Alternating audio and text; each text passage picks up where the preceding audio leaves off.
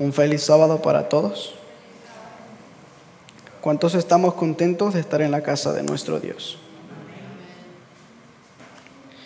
Muy bien, ya hemos cantado, hemos orado. Vamos a estudiar la palabra del Señor en esta mañana. Pero quisiera preguntarles en formas de pregunta retórica. Que nos preguntemos a nosotros mismos qué hemos aprendido de la historia. ¿Qué hemos corregido en nuestras vidas respecto a los que vivieron anteriormente? Me gusta esta frase que les voy a mencionar ahora y quiero que meditemos en esto, en esta frase. Miren lo que dice. Los que no estudian la historia están condenados a repetirla. Y los que estudian la historia están condenados a ver cómo la historia se repite por culpa de los que no la estudian. Qué importante, ¿no? O sea, los que no estudian la historia están condenados a repetirla. Pero los que la estudian están condenados a ver cómo la historia se repite por culpa de quienes no la estudian. Quiero que vayamos al libro de Primera de Corintios, capítulo 10, versículo 1 en adelante.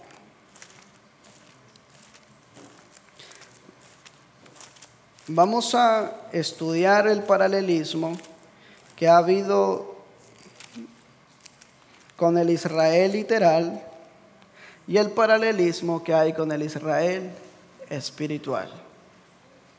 Dice la Escritura: mas no quiero, hermanos, que ignoréis que vuestros padres todos estuvieron bajo la nube y todos pasaron a través de ¿qué cosa?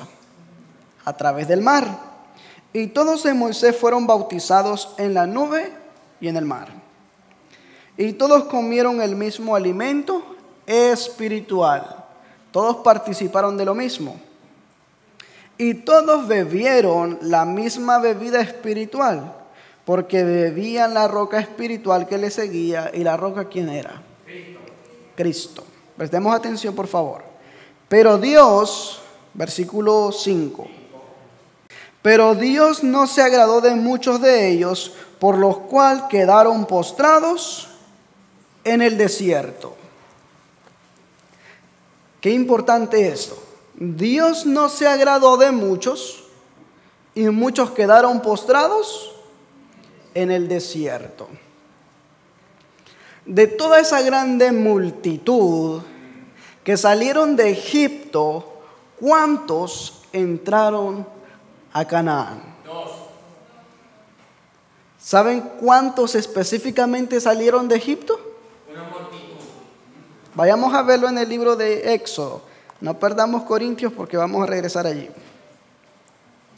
Vamos a ver el libro de Éxodo, capítulo 12.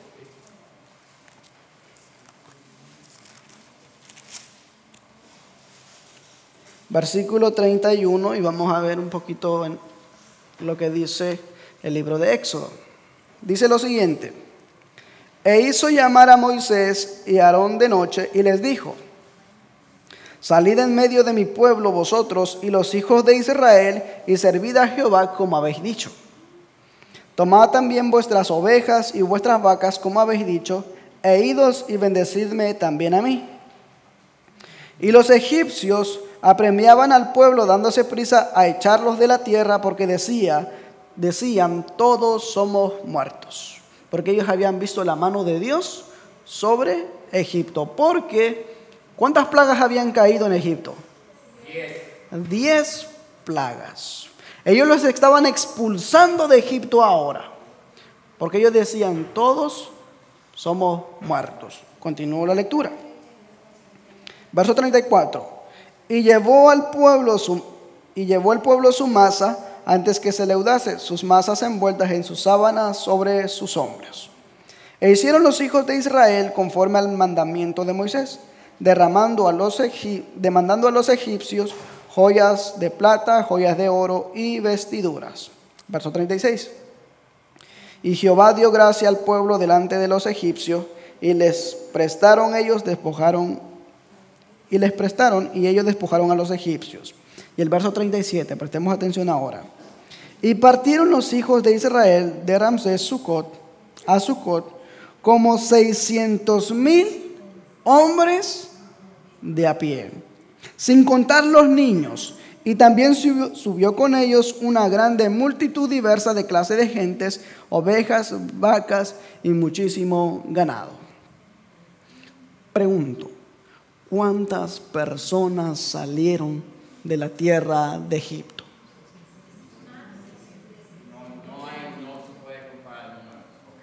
Entre hombres, 600,000 hombres, sin contar los niños. Y aparte la multitud mixta que venía con ellos. De esos 600,000 hombres que eran israelitas porque fueron contados, ¿cuántos fueron introducidos dentro de Canaán? Wow, háganse esa pregunta. 600,000 hombres. Únicamente entraron dos de los que salieron de Egipto. Ahora, ¿cuál fue la consecuencia? ¿Cuál fue el motivo por el cual estos 600,000 no entraron en la tierra prometida? Vamos a ver lo que sigue diciendo la Escritura. Vamos a dejar que la Escritura nos hable. Vamos a volver al libro de Corintios y vamos a ver qué pasó con el pueblo. Nos quedamos en el versículo 5. Verso 6 ahora. Pero estas cosas fueron ejemplo para nosotros, a fin de que no codiciemos cosas malas como ellos codiciaron. ¿Qué fue lo primero que ellos hicieron? Codiciaron, ¿no? Pasamos a lo siguiente. Ni seáis idólatras, como alguno de ellos, según está escrito, se sentó el pueblo a comer y a beber y se levantaron a jugar. O sea, fueron idólatras. Ni forniquemos como algunos de ellos fornicaron y cayeron en un día. ¿Cuántos? 23,000. Hagámosle la suma de los 600,000. ¿Cuántos ya habían caído? Ahora, pensemos en esto. ¿Cuál era la consecuencia por la cual muchos estaban quedándose en el desierto? Y déjenme decirle, apenas estaban saliendo de Egipto y ya habían caído un número de israelitas. Sigue diciendo, ni tentemos a Cristo como también algunos de ellos le tentaron y perecieron por las serpientes. Ni murmuréis como algunos de ellos murmuraron y fueron destruidos por el destructor. Y todas estas cosas les acontecieron como ejemplo, como un tipo. Y están escritas para amonestarnos, ¿a quiénes? A nosotros los que hemos, sobre quienes los fines de los siglos han venido. Verso 12. Así que el que piensa estar firme, mire que no caiga. Preguntémonos ahora, pregunta retórica. La vida que Israel literal llevó, ¿no será la misma vida que estamos llevando? ¿No será ese mismo proceso en el cual nosotros estamos pasando? El Israel antiguo y el moderno son dos movimientos paralelos. Y les voy a mencionar por qué. El Israel literal fue llamado a salir de Egipto, literal. El moderno Israel espiritual es llamado a salir de Egipto y de Babilonia espiritual, que constituye el mundo. Siendo así guiados, acuérdense que el pueblo de Israel fue guiado a través del desierto. De igual manera, el Israel espiritual es guiado a través de este desierto que es el mundo. La Escritura llama al pueblo adventista para que estudie las experiencias y los avatares del Antiguo Testamento, del Antiguo Israel, en movimiento con el Éxodo. Ahora miren lo que dice el escrito inspirado. Testimonios para la iglesia, tomo 5, página 71. Se me ha mostrado que el espíritu del mundo está rápidamente cundiendo como levadura dentro de la iglesia. ¿Qué es lo que está pasando? El espíritu del mundo está entrando rápidamente dentro de la iglesia. Y está creciendo como levadura rápidamente. Usted póngale levadura al pan y usted va a ver cómo crece. Rapidito.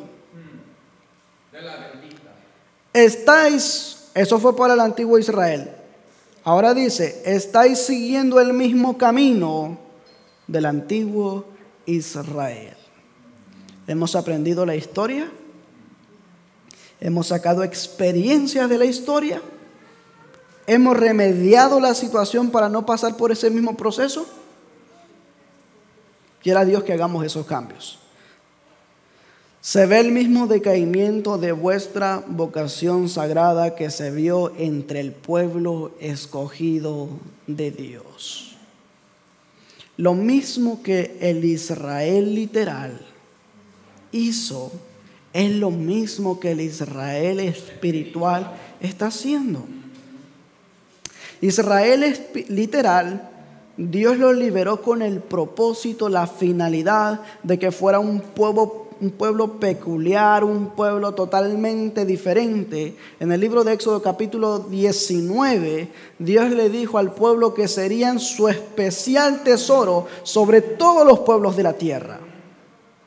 Lo mismo, el pueblo adventista, Dios lo levantó con ese propósito de predicar el evangelio eterno, de manifestar al mundo que es un pueblo totalmente diferente y peculiar de todos los pueblos. Pero viene lo mismo otra vez, ahí viene el pero. Israel, literal, no obedeció la voz de Dios. Pregunto, amada iglesia, ¿Israel espiritual sigue obedeciendo la voz de Dios? Miren lo que continúa diciendo este párrafo, página 88 del mismo libro. El pecado del antiguo Israel fue el olvido de la voluntad revelada de Dios y el seguir su propio camino conforme a los dictados de sus profanos corazones. ¿Cuál fue el pecado de Israel? De sus corazones, profanos corazones. Se olvidó de la voluntad de Dios. Se olvidó el motivo por cual Israel fue escogido. Ahora, nosotros, como pueblo adventista, ¿reconocemos cuál es la voluntad de Dios? Sabemos cuál es el propósito, sabemos cuál es el motivo por el cual Dios levantó al pueblo adventista. Para hacer una luz al mundo. ¿Lo hemos demostrado? No, lo estamos escondiendo. ¿O somos igual que el pueblo de Israel? Sigue diciendo, el Israel moderno sigue con entusiasmo sus pisadas. Y el desagrado del Señor seguramente descansa sobre él. No sobre el Israel literal, sobre el Israel espiritual. El Señor dice, seguramente su desagrado descansa sobre él. Porque Dios le ha dado oportunidades a su pueblo. Sigue diciendo, página 431, párrafo 3 del mismo libro. La misma desobediencia y el fracaso que se vieron en la iglesia judaica han caracterizado en mayor grado al pueblo que ha tenido la gran luz celestial de los últimos mensajes de amonestación. Pensemos en esto. La misma desobediencia, el mismo fracaso que se vio dentro de la iglesia judaica es el mismo que ha tenido el pueblo que ha recibido la gran luz celestial para dar los últimos mensajes de amonestación. Pregunto, amada iglesia, ¿somos conscientes de lo que la iglesia está haciendo? ¿Somos conscientes de lo que no hemos hecho y de lo que deberíamos hacer? Dice como forma de pregunta la última parte: ¿dejaremos que la historia de Israel se repita en nuestra vida? No debería, pero es triste decirlo. Seguimos ese mismo curso, seguimos ese mismo paso. Pero les pregunto, ¿estudiamos la historia? ¿Lo hemos comprendido para no repetirla? Si fueron 600,000 hombres que salieron, solamente entraron 2. ¿Qué podemos decir ahora? ¿Cuántos adventistas no hay a nivel mundial? ¿Cuántos adventistas de los que hoy se consideran ser adventistas del séptimo día? ¿Cuántos creen que están preparados para ir a la Canaán celestial? ¿Estamos preparados? Otro de los paralelos precisamente es que así como Dios liberó al Israel literal de Egipto, derramando las plagas, de la misma manera Dios va a liberar al pueblo de Israel espiritual de este mundo, de las persecuciones, de la esclavitud, a través del derramamiento de las 7 postreras plagas. Y la organización de estos 2 movimientos es idéntica. ¿Por qué? Porque la Reforma Pro Salud formó parte del pueblo de Israel literal. Y vayamos a ello. El libro de Éxodo capítulo 16.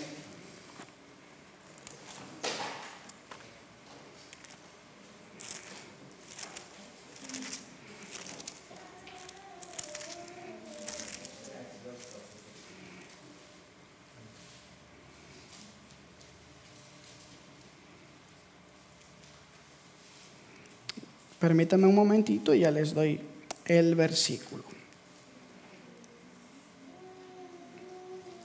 Todo el capítulo 16 habla precisamente de eso. Aquí está. Miren lo que pasó. Capítulo 16, verso 1, para que entendamos el contexto en el cual está hablando. Y partieron de Elim toda la congregación de los hijos de Israel, vino al desierto de Sin, que está entre Elim y Sinaí, a los 15 días del mes segundo, después que salieron de la tierra de Egipto. ¿Qué mes era? Segundo mes. O sea, ya había un tiempito transcurrido, como 2 meses transcurridos. Y toda la congregación de los hijos de Israel, ¿qué hicieron? Murmuraron contra Moisés y Aarón en el desierto. Y les decían los hijos de Israel, prestemos atención a esto, no será el mismo hablar solo que con diferentes expresiones lo que hoy se dice y lo que decía el pueblo de Israel. Y les decían los hijos de Israel, mejor hubiéramos muerto por mano de Jehová en la tierra de Egipto, cuando nos sentábamos a las ollas de las carnes, cuando comíamos pan hasta saciarnos, y pues nos habéis sacado a este desierto para matar de hambre a toda esta multitud. ¿Qué deseaban ellos? Deseaban su carne, deseaban, porque en el desierto ¿qué podían encontrar? ¿Qué tipo de alimento podían encontrar? Pero saben, Dios ha tenido paciencia con su pueblo. Y miren lo que Dios hizo ahora, verso 4. Y Jehová dijo a Moisés, he aquí yo os haré llover pan del cielo. Amen. Wow. Amen. Cosa que si nosotros viésemos hoy en día nos maravillaríamos de igual manera. Y el pueblo saldrá y recogerá una porción para cada día, pero prestemos atención a lo siguiente, para que yo lo pruebe si anda en mi ley O no. o qué cosa. Qué importante esto, ¿verdad? O sea, ellos pedían, ellos murmuraban que querían carne. Pero Dios les dijo, no, espérate un momentito. Yo les voy a dar un alimento mucho mejor de lo que ellos tenían en Egipto. Un alimento que les va a preservar la salud y la vida para que puedan llegar con bien a la Canaán. Y Dios también les dijo, y yo los voy a probar si andan en mi ley o no. Y una de las pruebas más grandes fue lo siguiente, que se les dijo que los 6 días de la semana podían ir a recoger el maná, pero el 7º día no caía maná del cielo. ¿Y qué fue lo primero que hicieron? Lo primero que se movieron en esto fueron la multitud mixta, los que salieron a buscar si había pan, y detrás de ellos iba el pueblo de Israel, los adventistas. Ahora, miren lo que dice este párrafo. Esto ya es para nosotros.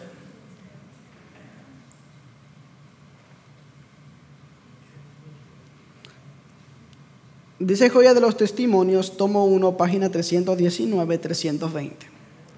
El 10 de diciembre de 1871 me fue mostrado nuevamente que la Reforma Pro Salud es un ramo de la gran obra que ha de preparar un pueblo para la venida del Señor. ¿Qué es lo que hace la Reforma Pro Salud? Preparar a nuestro cuerpo para la venida del Señor. Es un gran ramo de la obra que ayudará a preparar a un pueblo para la venida del Señor. Está tan íntimamente relacionada con el mensaje del tercer ángel como la mano lo está con el cuerpo. La ley de los 10 mandamientos ha sido considerada livianamente por los hombres. Pero el Señor no quiso venir a castigar a los transgresores de dicha ley sin mandarles primero un mensaje de amonestación. El tercer ángel proclama ese mensaje. Si los hombres hubieran sido siempre obedientes al decálogo y hubiesen llevado a cabo en su vida los principios de esos preceptos, la maldición de tanta enfermedad que ahora inunda en el mundo no existiría. ¿Por qué motivo? ¿Qué fue lo que Israel hizo?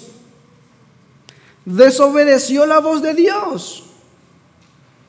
Dios les mandó pan del cielo y ellos siempre murmuraban. Vinieron una multitud de codornices y el pueblo comió. ¿Y cuántos murieron? Todos los que participaron murieron. ¿Es el mismo paso que se sigue, sí o no? Hoy en día, Dios ha dejado ese mensaje de la Reforma Pro Salud para preparar a un pueblo. Prestemos atención a esto. Dios estaba preparando al pueblo de Israel literal. Dios está preparando al pueblo de Israel espiritual. Pero, ¿qué hemos hecho con este precioso mensaje? Se ha escondido. Porque queremos seguir viviendo la vida que siempre se ha llevado. Y así orgullosamente decimos, somos adventistas del 7º día. Como el Israel del antiguo, decíamos, somos el pueblo escogido de Dios. Pero sin embargo estaban en desobediencia a la ley de Dios. ¿Comprendemos eso? Otra de las cosas importantes. El libro de Oseas, capítulo 12, verso 13. Vayamos al libro de Oseas. Oseas, capítulo 12, verso 13.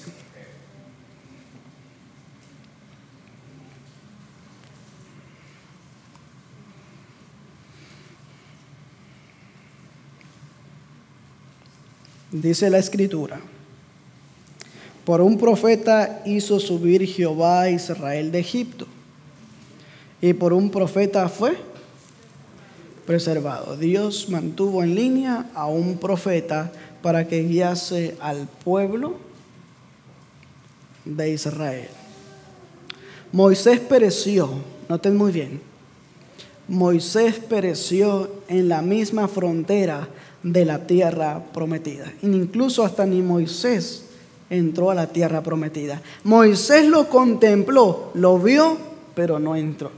Murió en el límite para entrar a la tierra prometida. Pero viene lo siguiente. No obstante, antes de morir, les dio toda instrucción necesaria para conducir al pueblo de Israel y establecerlo en la tierra prometida.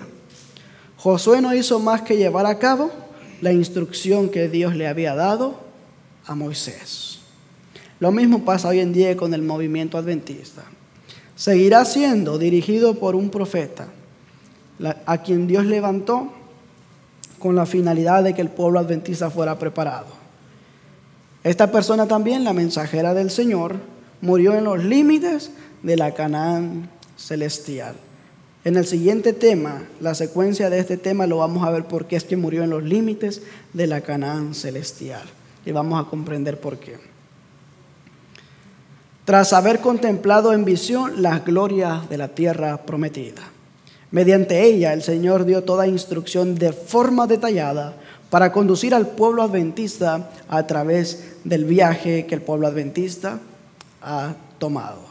Sin embargo, es el deber de los dirigentes de este movimiento seguir las instrucciones de dicho viaje. Pregunto, amada iglesia, porque aquí no vamos a mencionar a los que el Señor ha nombrado como líderes de su iglesia, sino a cada uno de nosotros como individuos, porque tenemos la responsabilidad. Dios no solamente les dio la responsabilidad a Moisés y Aarón. Todos eran responsables por la luz, por lo que Dios les había dado. Nosotros también. No podemos, aunque los líderes tengan su posición, también van a ser juzgados delante de la presencia de Dios. Pero nosotros también, porque ¿qué hemos hecho con la luz que el Señor nos ha dado?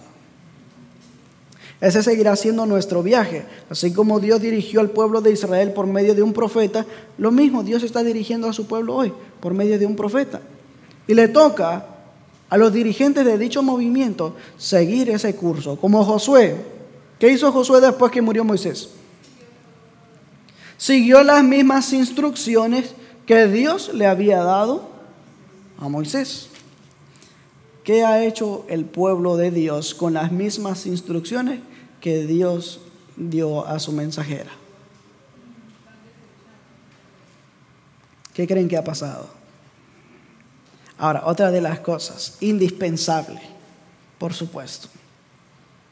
De Egipto a Canaán había un corto trayecto inferior a 4,000 kilómetros, caminando una medida de 15 kilómetros diarios. Le habrían alcanzado en menos de un mes para llegar. Pero no obstante, el trayecto en línea recta se encontrarían con los hostiles filisteos y debido a su falta de fe en el Señor tuvo que conducirlos en un largo rodeo. Pero el plan de Dios nunca fue que ellos demorasen 40 años en el desierto. Aproximadamente el trayecto, menos de un mes. Ustedes se preguntarán, ¿qué tanto estuvo haciendo el pueblo de Israel por 40 años? Si era menos de un mes.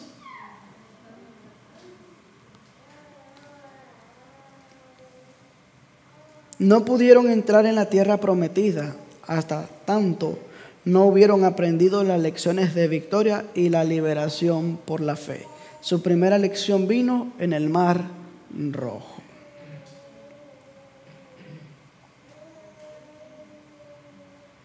Miren lo que el Señor les dijo después que estuvieron en el monte.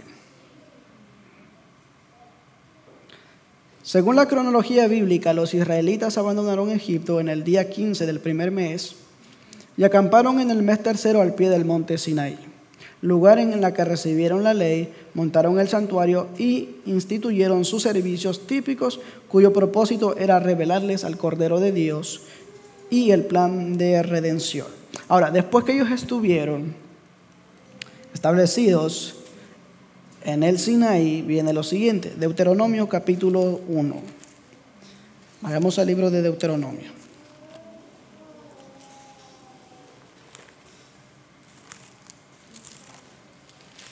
capítulo 1, versículos 6 al 8.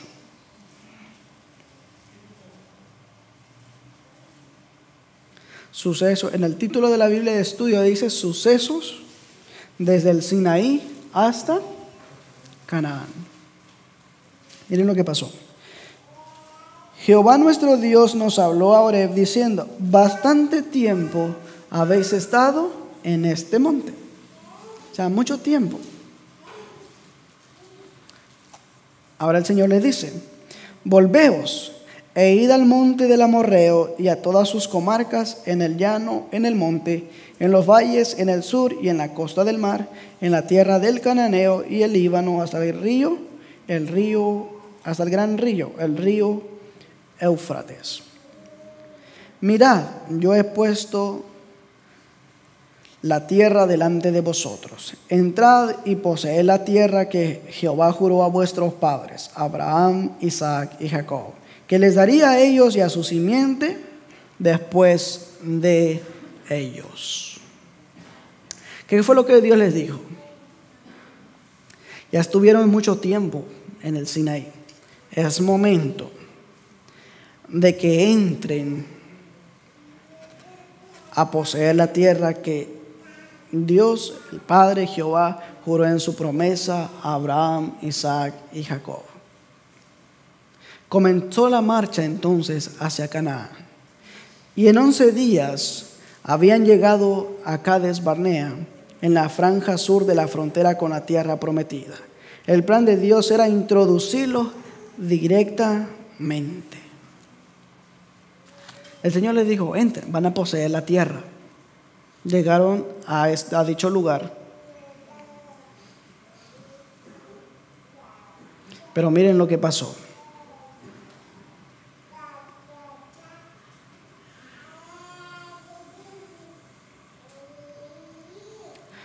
En el lugar donde llegaron, en Cades Barnea, entre los límites de Canaán, miren lo que pasó. Su fe se tambaleó. Fueron a Moisés y le propusieron que enviara espías a fin de investigar la tierra. ¿Podían entrar ellos? Sí. ¿Podían vencer? Sí. También, ¿verdad? Amen. Pero debido a su falta de fe, mandaron 2 espías. Si la tierra era buena y si iban a ser capaces de poseerla, si Dios había prometido que, claro, su petición evidenciaba que no creían en Dios, pero les fue concedida. De la misma forma en que sucedió más tarde cuando pidieron un rey, se les eligió una comisión de 12 hombres. Tras reconocer la tierra 40 días, regresaron con muestras de los frutos e informaron sobre la buena tierra que realmente era, porque era una tierra buena, era una tierra fértil. La comisión se dividió en 10 y declararon que no serían capaces de poseer la tierra, dejando a Dios fuera de sus cálculos y dirigiendo su única atención a sus propias obras y organización. Concluyeron que la empresa era inalcanzable.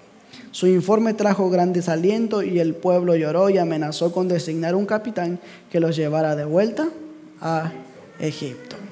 ¿Cuánto les faltaba para llegar a Canaán? Estaban en los límites. ¿Cuánto tiempo ya había transcurrido desde Egipto hacia ese límite que habían llegado? Y ahora querían designar un nuevo líder que los regresara a Egipto. ¿Qué le faltó al pueblo en esos límites? La incredulidad prevaleció. Ahora miren qué ha pasado con el pueblo adventista. Patriarcas y Profetas, página 364, párrafo 2. Dios les había dado, esto es hablando del pueblo de Israel, literal. Dios les había dado el privilegio y el deber de entrar en la tierra en el tiempo que les señalara. Debido a su negligencia voluntaria, se les había retirado ese permiso. ¿Debido a qué cosa? A su negligencia voluntaria, porque ellos podían entrar. ¿Cuántas evidencias no había dado Dios para que el pueblo poseyese fe? Si donde no había agua hizo descender agua de la roca. Les dio pan del cielo. Las plagas. Cuando fueron mordidos por las serpientes. ¿Cuántas evidencias no habían recibido? Y déjeme decirle, no solamente eso. Estaba la construcción del santuario y la gloria de Dios se manifestaba a través del santuario. ¿Cuántas evidencias no había para creer? Estaban todas. Pero creyeron en esa fe. Creyeron en todo lo que vieron. ¿Verdad que no? Allí en los límites tambalearon. Y allí en los límites mandaron espías. Y debido a su negligencia voluntaria, se les negó el permiso para poseerla. Sigue diciendo ahora acá, página 451. No era la voluntad de Dios que Israel peregrinase durante 40 años en el desierto. Lo que él quería era conducirlo a la tierra de Canaán y establecerlo allí como un pueblo santo y feliz, pero no pudieron entrar a causa de su incredulidad. Esa fue la experiencia. Esos fueron los pasos que tomó el pueblo de Israel, literal. Pero ahora pregunto, ¿estamos nosotros preparados? ¿Estamos nosotros listos para poseer la Canaán celestial? Israel fue conducido a través del desierto. Dios le dio tantas evidencias. Y llegaron a los límites y tambalearon. Pregunto, amada iglesia, ¿no estaremos en los límites de Canaán celestial?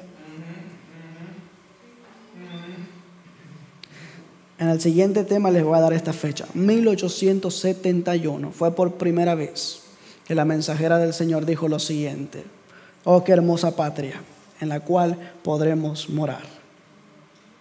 1871.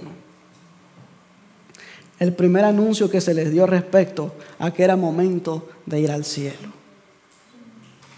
¿Cuántos años han pasado de 1871 a este 2024, perdón? ¿Cuántos años han pasado de allá para acá? 1888 volvió a decirse otra vez que nuestra ciudadanía estaba en los cielos. Era momento de poseer la tierra que Dios había prometido, la Canaán celestial. Por eso les pregunto, ¿no estaremos en los límites de Canaán celestial? Dice este siguiente párrafo, página 364. Jamás les había mandado el Señor que subieran y pelearan. No quería que obtuvieran posesión de la tierra por la guerra, sino mediante la obediencia estricta a sus mandamientos. ¿Cómo se iba a ganar la batalla? Sin tener que pelear. ¿Solamente a través de qué cosa? De la obediencia. Si se acuerdan, hubo un tiempo cuando el ángel de Jehová vino y mató a un sinfín de personas, como 180,000. Pensemos en eso. ¿Qué Dios no podía hacer por Israel si ya lo había hecho todo? Ya había peleado por ellos, les había dado su alimentación. Ellos tenían todo, porque incluso en el desierto, ¿quién los guiaba? Una columna de nube. Y por las noches, una columna de fuego. ¿Lo tenían todo? Sí. Lo tenían todo. Pero,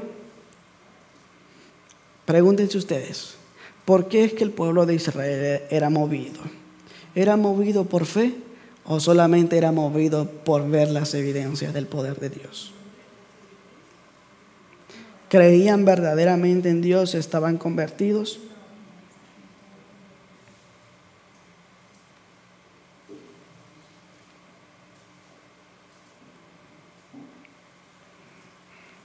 Miren lo siguiente.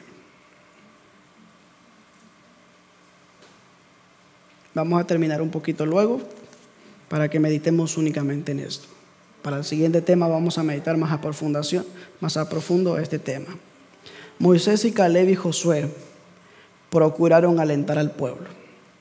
Afirmaron que Jehová está con nosotros de acuerdo al libro de Números, capítulo 13. Vayamos al libro de Números.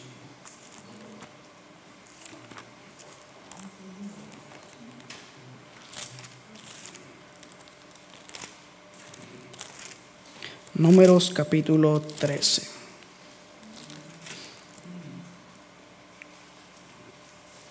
Vamos a leer esa parte, versículo 1. Y Jehová habló a Moisés diciendo: envía tú hombres que reconozcan la tierra de Canaán. Dios les permitió lo que ellos habían pedido, que se enviaran espías, la cual yo doy a los hijos de Israel de cada tribu de sus padres. Enviaréis un varón cada uno, príncipe entre ellos. Y Moisés los envió desde el desierto de Param conforme a la palabra de Jehová, y todos aquellos varones eran príncipes de los hijos de Israel. Versículo 17. Los envió pues Moisés a reconocer la tierra de Canaán, diciéndoles: subid aquí hacia el sur y subid al monte, y observar la tierra, qué tal es, y el pueblo que habita, si es fuerte o débil, si es poco o numeroso, y cómo es la tierra habitada, si es buena o mala, y cómo son las ciudades habitadas, si son tiendas o de fortalezas, y cómo es el terreno, si es fértil o es árido, si en él hay o no hay árboles, y esforzaos y tomad el fruto del país. Y el tiempo era el tiempo de las primeras uvas. Y ellos subieron y reconocieron desde el desierto de Sin hasta Rehob, entrando en Amat.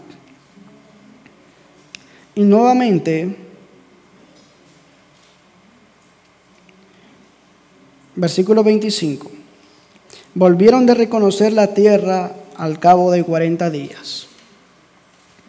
Y anduvieron y vieron a Moisés y a Aarón y a toda la congregación de los hijos de Israel en el desierto de Parán, en Cades, y les dieron la respuesta, y a toda la congregación les mostraron el fruto de dicha tierra. Y les contaron y dijeron: nosotros llegamos a la tierra a la cual enviaste, la que ciertamente fluye leche y miel, y este es el fruto de ella. Pero miren la respuesta ahora. Pero el pueblo que habita aquella tierra es, ¿qué cosa? Es fuerte. Y las ciudades fortificadas y muy grandes, y también vimos ahí a los hijos de, los cuales eran, ¿qué cosa? Eran gigantes. Amalec habita en la tierra del sur, y el Eteo y el Jebuseo y el Amorreo habitan en las montañas, y el Cananeo habita junto al mar y a la ribera del Jordán. Entonces Caleb hizo callar al pueblo delante de Moisés y dijo: subamos luego y poseámosla, ¿qué más podremos que ella? Mas los varones que subieron con él dijeron: no podremos subir contra ella, contra aquel pueblo, porque es más fuerte que nosotros. Caleb, Josué alentaron al pueblo a que sí podían poseer dicha tierra. Pero ¿qué hicieron los otros 10 espías? Dieron informes malos. Quiero decirle, queridos hermanos, con esto: debido a su rebelión, se encendió la ira del Señor y sentenció que ninguno de aquellos que al salir de Egipto tenía una edad igual o superior a los 20 años entraría en la tierra prometida, con la excepción de Josué y Caleb, por cuanto lo ha animado otro espíritu, decidió ir detrás de mí. Josué y Caleb alentaron al pueblo a entrar y a poseer la tierra de Canaán. Llegaron a los límites y por su incredulidad decidieron enviar espías. Los espías trajeron el informe, pero el informe de los otros 10 era contrario a lo de Josué y Caleb. Y allí fue, en ese lugar, cuando la ira del Señor se encendió sobre ellos. Y les dijo que ninguno de los de 20 años hacia arriba entrarían en la tierra prometida, a excepción de Josué y Caleb. ¿Cuántos salieron? ¿Se acuerdan el número? ¿Cuántos salieron? 600,000 hombres, sin contar los niños y una multitud, sin contar los niños y mujeres, y una multitud mixta. ¿Cuántos de todos ellos entraron? 2 personas, únicamente 2. Con los nuevos. Y no fueron los que salieron. No fueron los que salieron. Fue la descendencia que entraron en la tierra prometida. Ahora yo les pregunto a ustedes, ¿cuántos estamos listos? ¿Cuántos estamos preparados para entrar a la Canaán celestial? Vamos a finalizar con esta cita, la cual fue nuestra lectura bíblica. Primera de Corintios capítulo 10, versículo 11. Todas estas cosas les acontecieron como ejemplo. Y están escritas para amonestarnos a nosotros, sobre quienes los fines de los siglos han venido. La historia, la vida del pueblo de Israel ha sido un ejemplo tan grande para nosotros. Pero ha habido un problema. La mensajera del Señor dice que también muchas veces tenemos ese orgullo y condenamos al Israel literal, de que no pudieron cumplir lo que Dios les había mandado. Sin embargo, no nos damos cuenta que estamos peor que el pueblo de Israel.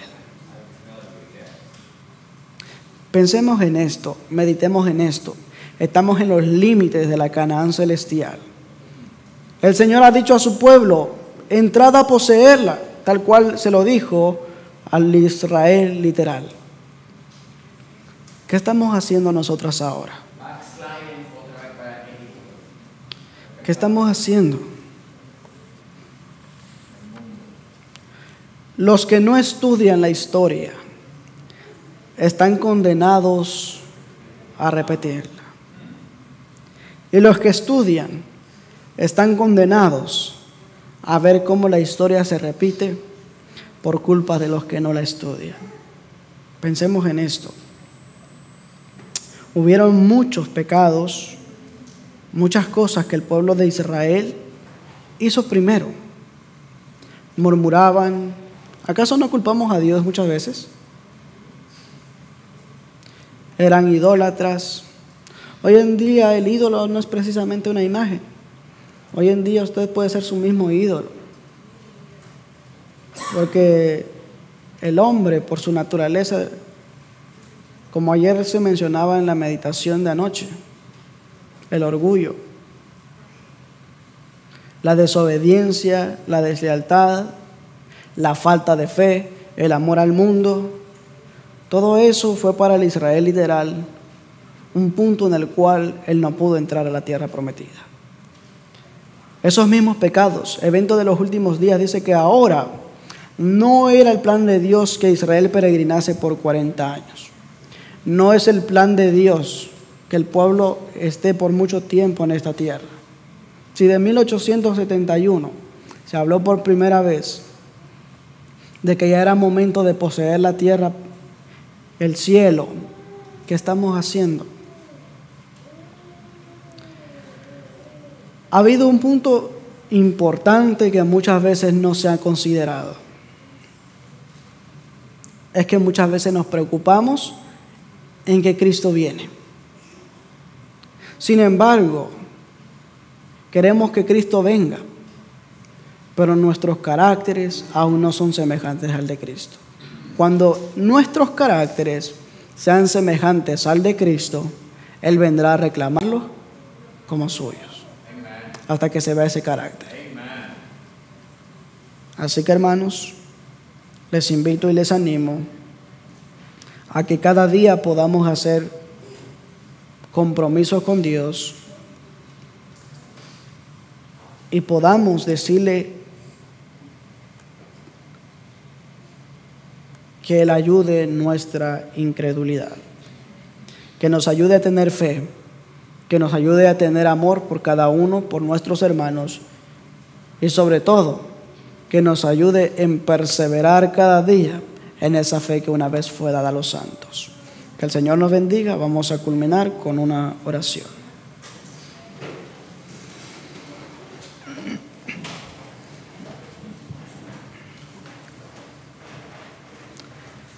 Bondadoso nuestro Dios y nuestro Padre Celestial, te damos gracias por este maravilloso pan espiritual. Vemos una línea, vemos un paralelismo que hubo en el Israel literal y en el Israel espiritual. Pero Padre, hemos visto también a través de la historia cómo el pueblo se desvió de tus caminos y fue desobediente a tu voz.